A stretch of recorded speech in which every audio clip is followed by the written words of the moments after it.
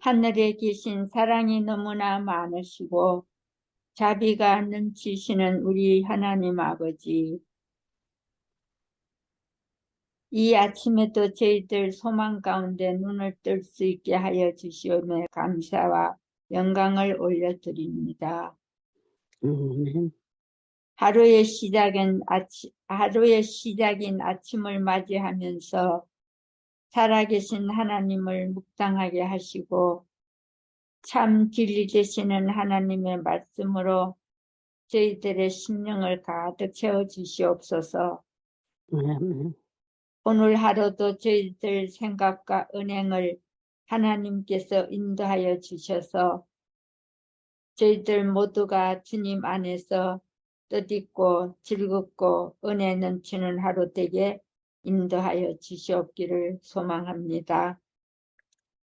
오늘 하루의 계획을 주님께 맡겨드리옵니다. 주님께서 주님의 계획 가운데 함께하여 주시옵소서. 아멘.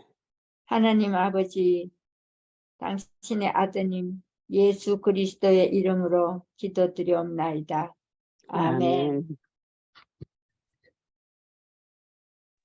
예, 감사합니다. 예, 오늘은 요한복음 16장에 있는 말씀으로 함께 은혜를 나누도록 하겠습니다. 요한복음 16장 1절부터 있는 말씀을 보겠습니다. 내가 이것을 너희에게 이름은 너희로 실족하지 않게 하려 함이니. 예수님께서 계속해서 성만찬 식탁 중에서 말씀하시고, 그리고 그 자리에서 나와서 겟세마네 동산으로 가시면서 말씀을 계속 이어나가십니다. 바로 십자가 지시기 전날 밤을 보내시면서 마지막 만찬을 마치시고 겟세마네 동산을 향해서 가시는 중에 이 말씀을 계속 하시는 것입니다. 마지막 말씀은 누가 얘기를 해도 참 중요한 말씀이죠. 더군다나 이제 곧 주님께서 제자들을 떠나서 하늘 아버지께로 올라가셔야 될 시간이 가까웠기 때문에 홀로 남겨지는 제자들을 향해서 정말 애틋한 마음으로, 우리가 어제 살펴본 대로 요한복음 13장부터는 계속 사랑에 대해서 얘기하고요.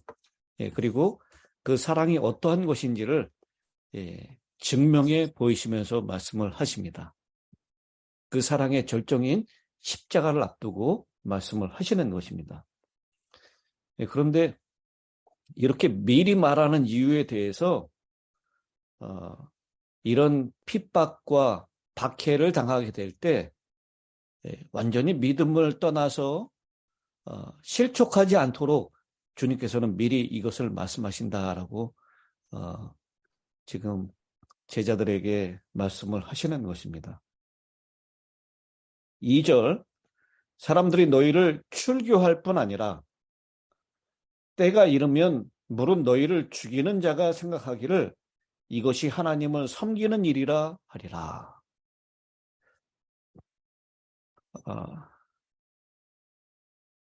출교를 뜻하는 헬라어 단어는 아포시나고고스입니다. 이 시나고고, 회당이라고 하는 뜻이죠. 그 앞에 접두사인 아포가 붙어가지고 회당으로부터 내쫓김을 당하다라는 뜻이 됩니다.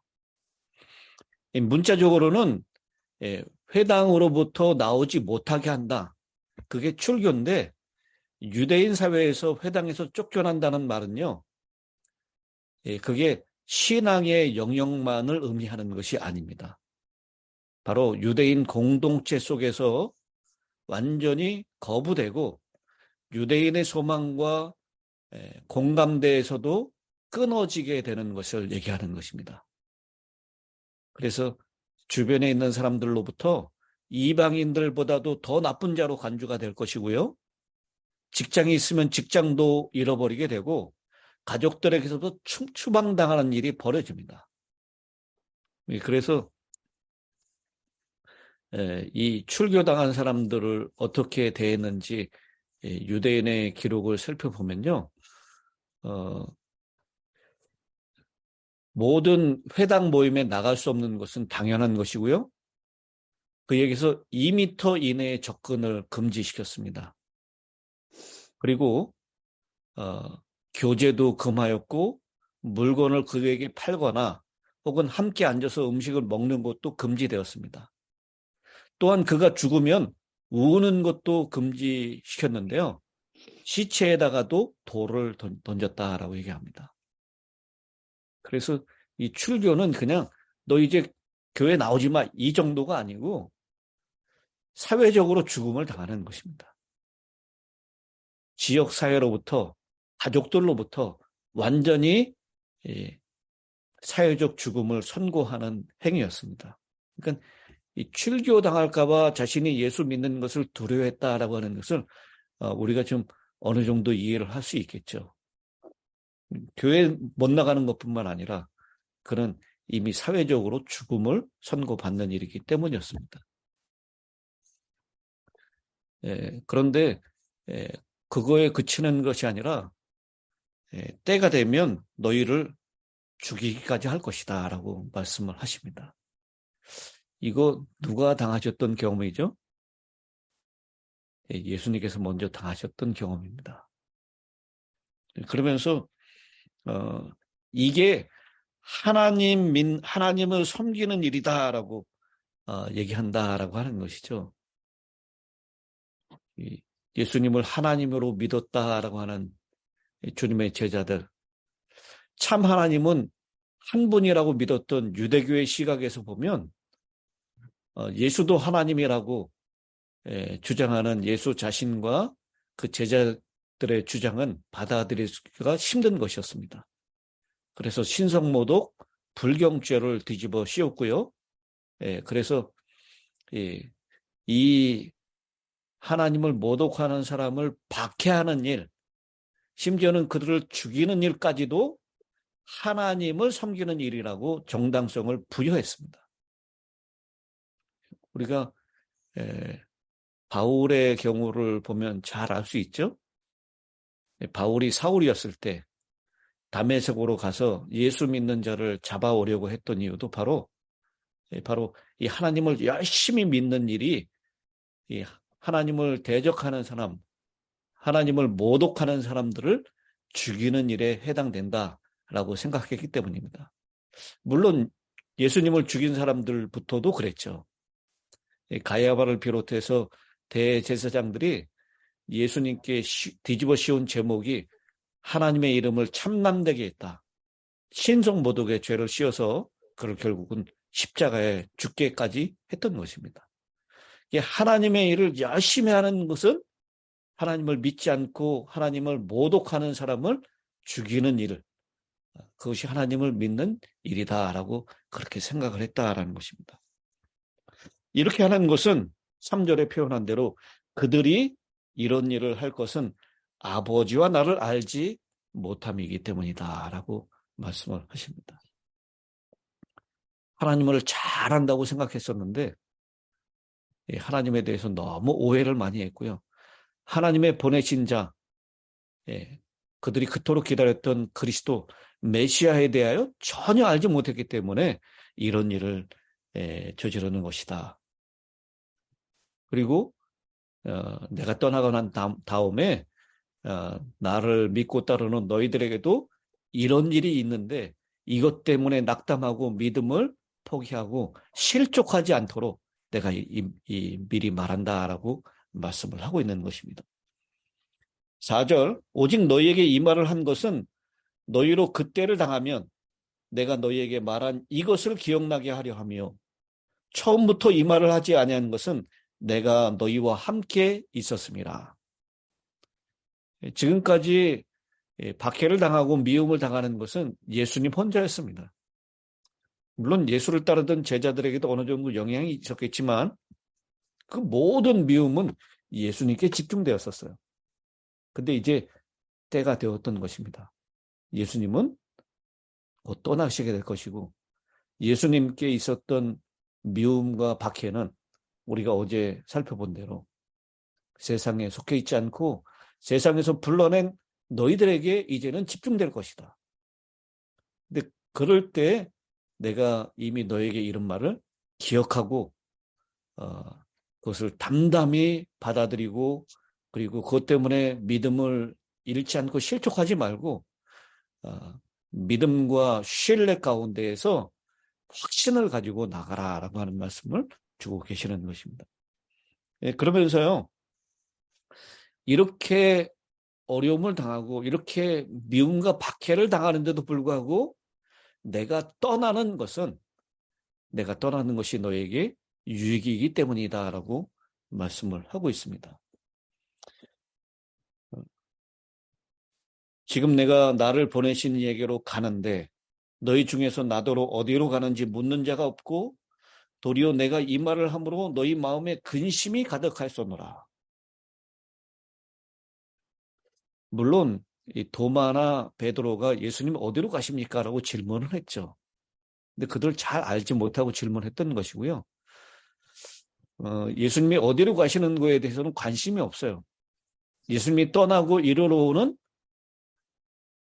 이 미움받는 일과 박해에 대해서 근심하고 있을 뿐입니다. 근심하고 있는 일 때문에 오히려 그들이 가지고 있는 사명, 그들이 남겨지고 난 다음에 해야 될 증인의 일을 하는 것에 대해서는 전혀 생각할 틈이 없는 것 같습니다. 근심이 가득하다라고. 너희는 마음에 근심하지 말라. 여러분, 우리가 예수를 믿고 또 구원받은 것이 확실하고 예수님을 따라서 하늘로 가게 될 것을 확신한다면 이 땅에서 당하는 세상에 속해 있지 않기 때문에 당하는 그런 핍박과 환난에 대하여 근심할 필요가 없습니다. 죽음에 대하여 두려워할 필요가 없다는 것입니다. 여러분, 며칠 전에 그 모라비아 교도에 대해서 웨슬리가 배를 타고 가면서 그 기도록 읽었던 거 기억나시죠? 이 영국 사람들은 그 파도가 치고 배가 깨질 것 같은 그런 상황 가운데 비명을 지르고 난리를 치는데 이 독일의 모라비아 교도들은 평안하게 찬미하면서 두려움 없이 그들이 예배드리는 장면을 봐요. 이 요한 웨슬레에게는 그런 믿음이 없었다라고 고백하고 있어요. 웨슬레가 회심하게 된 정말 1차적인 원인은 바로 그런 모라비아 교도들의 죽음 앞에서도 두려움 없이 그렇게 기도하는 장면을 보고 회심할 수가 있게 된 것입니다. 여러분, 우리는 어떻습니까? 이 세상에 당하는 환난과 어려움 때문에 근심하고 좌절하고 실족하기까지 합니까? 이 실족하다는 것은 믿음을 완전히 저버리는 것을 얘기하는 것입니다. 근데요, 오늘 이 예수님께서는 너희가 근심할 필요가 없다라고 말씀하십니다. 예수님의 말씀을 듣는 우리 모두에게 오늘 이 시간 주님을 믿는 믿음 안에서 모든 근심이 다 사라지게 되기를 간절히 바랍니다. 아멘. 그리고 가장 큰 인류의 원수인 사망 앞에서조차도 죽음 앞에서조차도 두려움 없이 하나님께 기도했었던 그런 독일 모라비아 교도처럼 우리도 그렇게 담대하게 이 세상을 향해서 싸울 수 있게 되기를 바랍니다. 아멘. 근데 그게 우리의 힘과 능력으로 되는 것이 아니라요. 예수님께서 가시고 난 다음에 보내주신 성령을 통해서 가능하다라고 말씀하고 있는 것입니다. 7절입니다. 그러나 내가 너희에게 실상을 말하노니 내가 떠나가는 것이 너희에게 유익이라. 내가 떠나가지 아니하면 보혜사가 너희에게로 오시지 아니할 것이요 가면 내가 그를 너희에게로 보낼 것이다. 여러분, 왜 예수님이 가시고 보혜사가 성령이 오시는 것이 더 유익입니까? 무엇 때문에 유익이라고 말씀하시죠? 보혜사는 성령이 되기 때문에 시간과 공간과 제한이 없고 언제든지 우리와 함께 하시는 분인 것을 우리가 믿기 때문에. 아멘. 그렇습니다. 이 육신의 몸으로 계셨던 예수님께서는요, 그 장소에만 계실 수 있지 다른 장소에는 계실 수가 없었어요. 똑같은 얘기예요. 이 마태복음 28장 20절에 있는 말씀이죠. 내가 너희에게 분부한 모든 것을 가르쳐 지키게 하라. 볼지어다 내가 세상 끝날까지 너희와 항상 함께 있으리라. 이게 바로 예수님이 가시고 난 다음에 보내신 보혜사 성령을 통해서 이루어지는 일입니다. 예수님은 시간과 공간의 제약을 받는 육신의 몸을 가지고 계셨지만 그분이 가시고 난 다음에는 시공간을 초월해서 이 사람에게도 있고 또 동시에 또 다른 사람에게도 있고 미국에도 있고 한국에도 있고 동시에 있을 수 있고 아멘. 세상 끝날 때까지 시간과 공간을 초월해서 예수님은 항상 우리와 함께 있게 되시기 때문에 그분 내가 떠나가는 것이 너에게 유익이다라고 말씀하실 수가 있었던 것입니다. 아멘. 여러분 이건 정말 놀라운 선물입니다. 그러면서 그 성령이 오셔서 하시는 역할에 대해서 8절부터 말씀하십니다. 그가 와서 죄에 대하여 의에 대하여 심판에 대하여 세상을 책망하시리라. 죄에 대하여라 함은 그들이 나를 믿지 아니하며 의에 대하여라 함은 내가 아버지께로 가니 너희가 다시 나를 보지 못하며 심판에 대하여라 함은 이 세상 임금이 심판을 받았습니다. 이 모든 것들이 정말 예수님께서 다 이루셨던 일이죠. 이 죄에 대하여 하는 것은 우리 성소를 얘기하면 성소 뜰에서 일어나는 일입니다. 바로 십자가를 통해서 죄인은 반드시 죽임을 당한다. 근데 그 죄는 바로 하나님을 믿지 않는 것, 예수님을 믿지 않는 것이 불신이 죄다라고 하는 것을 말씀하십니다. 여러분, 예수 믿지 않는 사람들은 자기가 굉장히 선한 사람으로 착각을 하고 있습니다. 그래서 나는 법 없이도 살 사람이다라고 얘기해요. 그러나 예수를 믿고 성령의 깨달음을 통해서 그 성령이 그 안에 있는 사람들은 나는 정말 죄인 중에 괴수다라고 고백했던 바울과 같이 될 수 있었던 것입니다. 사울이었을 때 그는 정말 대단한 의인이라고 생각했습니다. 율법에 철저했고요. 그리고 율법에서 요구하는 모든 요구사항들을 다 지켰다라고 자부했습니다. 그래서 하나님을 믿지 않고 예수를 따라가는 그들 눈에 볼 때 이단이라고 생각하는 사람을 잡아 죽이는 일이 바로 하나님을 잘 믿는 일이다라고 생각을 했습니다. 그랬던 사울이 성령을 예수를 만나고 성령을 받아들이고 난 다음에 그는 자기가 죄인 중에 괴수다라고 고백할 수가 있게 된 것입니다. 성령의 역할은 바로 죄를 깨닫게 하는 일입니다. 양심에 찔려 바로 그 책망하신다라고 하는 것은요. 예수님이 그 가늠하다 현장에 잡힌 사람들 앞에 말씀하실 때 그리고 그 땅에다가 글을 쓰실 때 요한복음 8장 9절이죠. 그들이 이 말씀을 듣고 양심의 가책을 느껴라고 할 때 그 양심의 가책을 느끼다 그것이 책망한다라는 말과 똑같은 단어로 사용했습니다.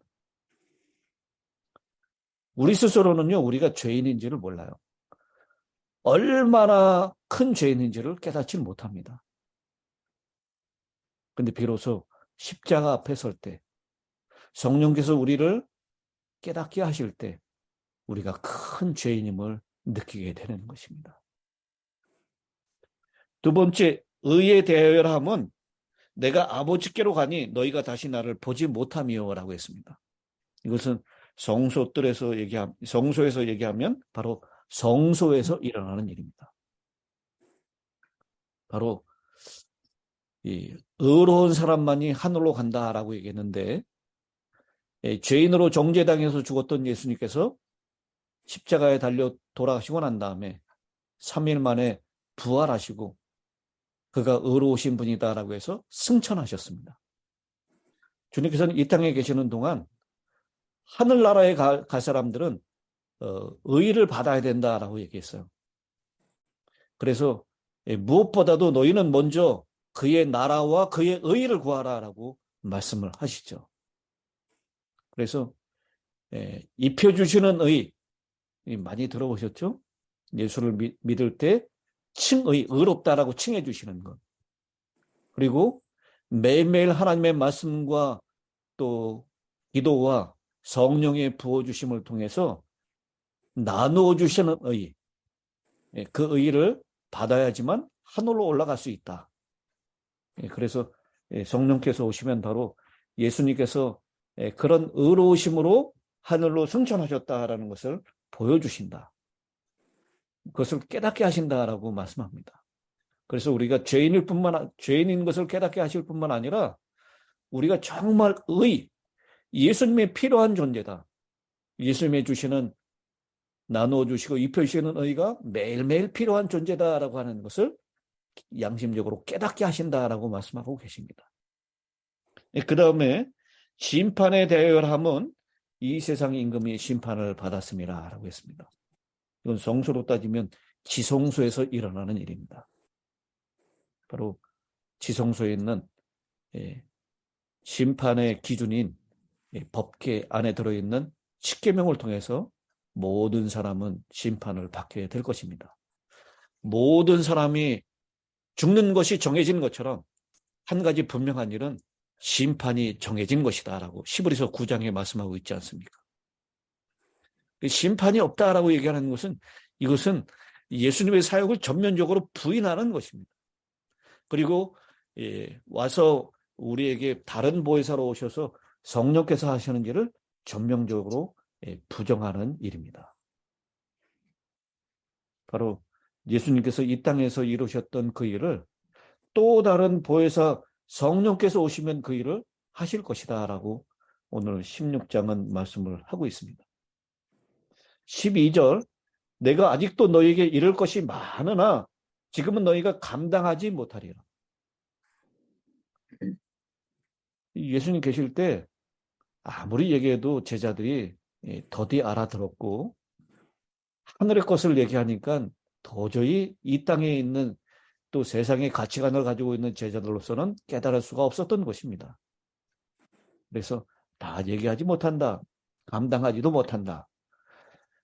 13절, 그러나 진리의 성령이 오시면 그가 너희를 모든 진리 가운데로 인도하시리니.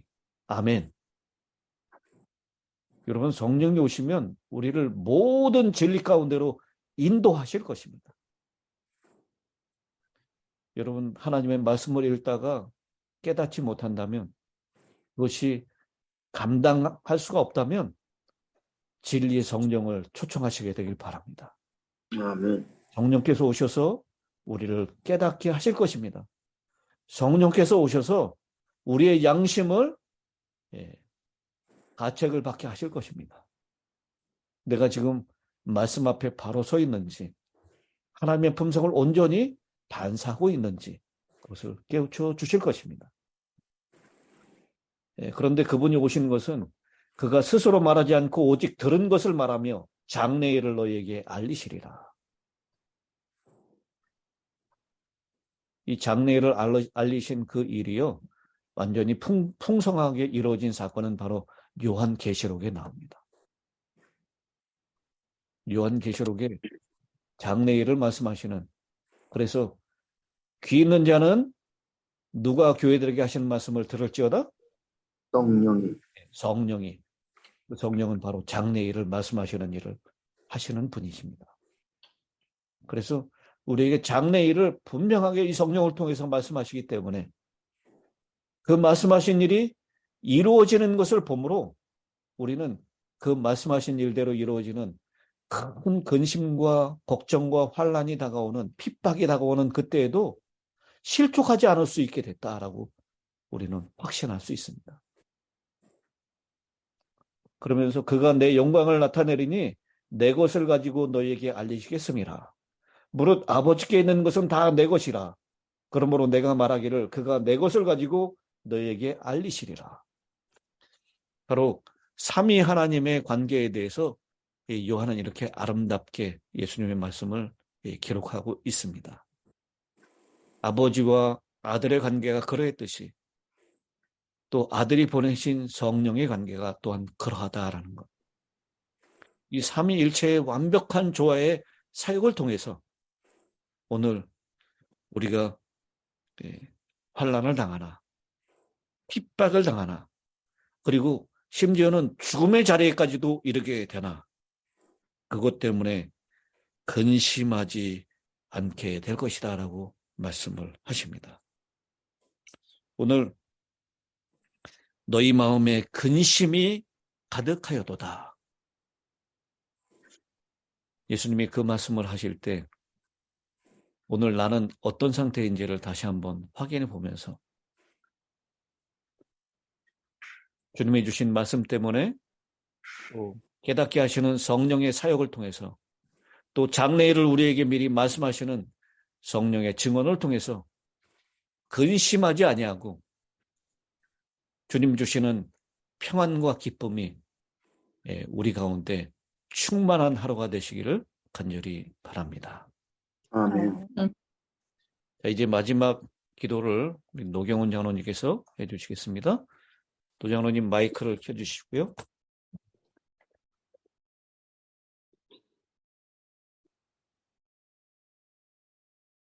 하늘에 계신 우리 아버지 하나님, 아멘. 저희들을 주님 앞으로 오늘 이렇게 더욱 가까이 이끄시고 주님 십자가 지기 직전에 사랑하는 모든 제자들과 또 오늘 이 시대를 사는 모든 주님을 사랑하는 신자들과 또 주님을 알지 못하는 많은 우리의 이웃들을 위하여 이렇게 참으로 귀하고 거룩한 은혜와 진리의 말씀을 저희들에게 주의 종을 통하여 말씀하여 주시오니 진심으로 감사합니다.